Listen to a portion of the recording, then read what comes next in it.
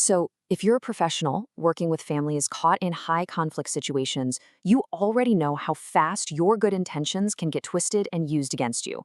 Today, we're going to build a really powerful framework to help you not just survive, but actually thrive ethically and safely in these super challenging environments.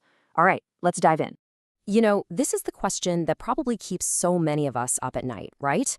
You go into a case to help, to make things better, and then all of a sudden you find your notes, your words, your professional integrity being turned into a weapon in someone else's war. Well, what we're going to do is show you how to shut that down before it even has a chance to start. Okay, so here's how we're going to build this thing piece by piece in 5 clear steps. First, we got to understand the battlefield, the ecosystem we're actually in. Then we're going to lay a solid foundation with a really simple 3-lane system. After that, we'll put up the walls with some practical everyday tools, secure our supply lines with an ethical revenue model, and finally, learn the exact words to use when your fortress comes under attack. So, the big question is, why does this even happen? It's rarely about just one bad person. It's about the system itself. The hard truth is that the whole ecosystem we work in is often set up to work against neutral supportive work. It almost bends good intentions. I mean, just think about it. The whole system is basically set up as a win/lose battle. We can get really dependent on just 1 or 2 lawyers or agencies for all our referrals. Our professional letters and records, they become like currency, used as leverage. And on top of all that, everyone's under constant pressure to get things done faster and cheaper. It's like all these currents are pulling even the best of us off our ethical course. So what's the takeaway here? We can't just snap our fingers and change the entire system overnight. But what we can do, what we have total control over, is our own practice. Your mission, our mission, is to build a practice that is by its very design structurally hard to corrupt. It's about engineering resilience from the ground up. Let's look at the blueprint for that. So, let's get into the blueprint. The absolute foundation of your entire ethical fortress is this elegantly simple idea called the 3-lane system.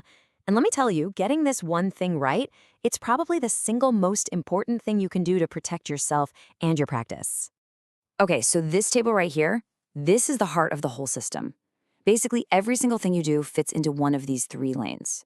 Lane A is all your treatment, your support, your coaching. Lane B is for neutral things like mediation or parent coordination. And lane C, that's the forensic lane. That's for when you're hired to give an expert opinion to a court. And here's the key, the big aha moment. Each lane has a totally different goal, which means it has a totally different output. Which brings us to, and I'm not exaggerating here, the one rule that can literally save your career. Just burn this into your brain. If your job is treatment or coaching or mediation, lane A or lane B, you do not, under any circumstances, create the stuff that comes out of lane C. You don't write letters telling a judge who should have custody. You don't offer opinions on who's more credible. That is a completely different job with a different set of rules. Stay in your lane. Okay, so our foundation is poured, we know our lanes, now it's time to put up the actual walls and gates that are going to protect you every single day. This is your anti-weaponization infrastructure. These are the practical rules that make your boundaries almost automatic. First up, a rule that sounds so simple but is an absolute game changer, the no side channel rule. It just means you don't have secret, one-sided conversations about the case. Little things like scheduling, fine, especially if you copy everyone. But those private phone calls coaching one parent on how to win, or those off-the-record chats to form an alliance, yeah, that's a hard no. This one rule shuts down so many ethical traps before they're even set.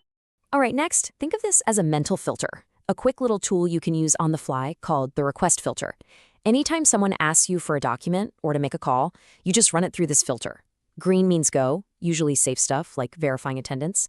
Yellow means pump the brakes, be super careful, things like clinical summaries. And red, that's a full stop, things like custody recommendations. If you're not in a forensic role, the answer is always no. It gives you a clear, simple way to make the right call, even when you're under pressure. You can have the strongest fortress in the world, but if you don't have a supply line, it's going to fall. And in our world, that supply line is money.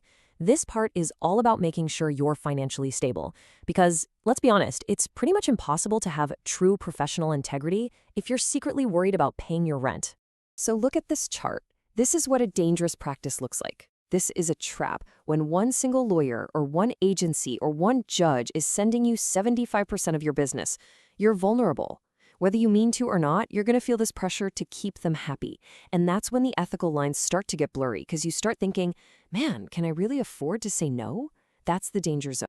Now this is what a resilient and ethical, a strong practice looks like. See that? No single person or place makes up more than, say, 15 or 20% of your income. You have lots of different streams. That diversity gives you the power of independence. Suddenly, saying no to a shady request from one person isn't a financial crisis. It's just a Tuesday. Okay, so the fortress is built, the supply lines are secure, you feeling good. But people are still going to knock on the door, they're going to test the gates. In this last section, we're going to arm you with the exact word-for-word scripts you can use when your boundaries get challenged.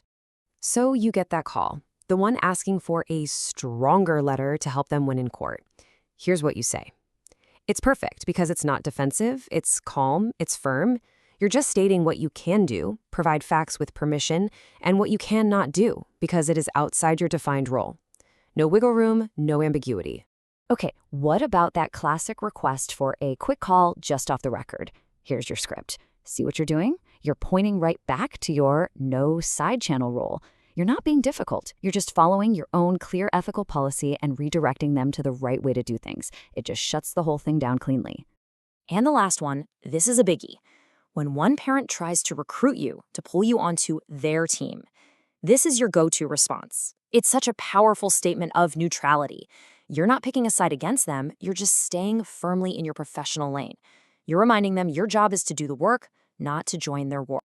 So as we finish up here, I want to leave you with this one big question to really think about for yourself.